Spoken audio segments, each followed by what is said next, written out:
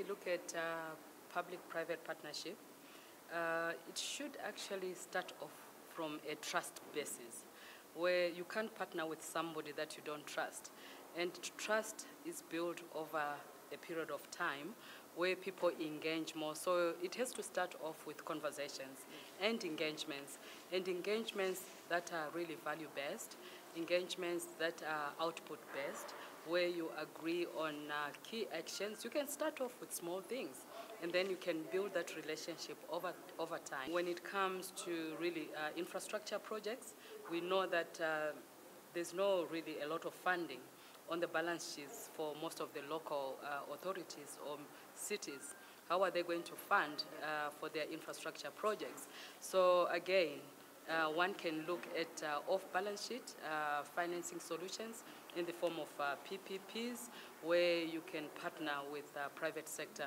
For instance, if a city wants to build maybe a mixed-use development, they can actually partner with a construction company or a consortium who will be able to build that for them and operate on behalf of the city, and then they can agree on the revenue sharing.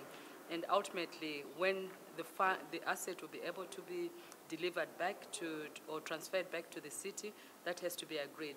Again, it will be in the form of a PPP agreement that has to be well understood by the city itself.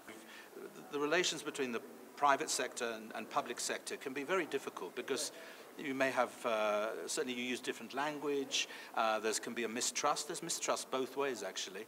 What is your motivation? Politics comes into it.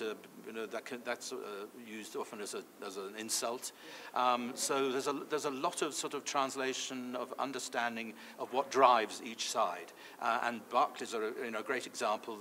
What we're doing here over these days is part of working, showing that the private sector can understand what the difficulties are and can help to sort of be in that translation to build up relationships, so that when you actually come to do business, whether it's through PPPs or whatever it may be, that there's a partner that understands and can help both businesses and also local authorities and regional government through the processes, because this is complicated stuff. PPPs are legal, they're very detailed, they tie down everything. Anybody can misunderstand, anybody can end up actually not really understanding what they've signed. You need to be sort of signposted through it by people who've got experience in that and not just in this country.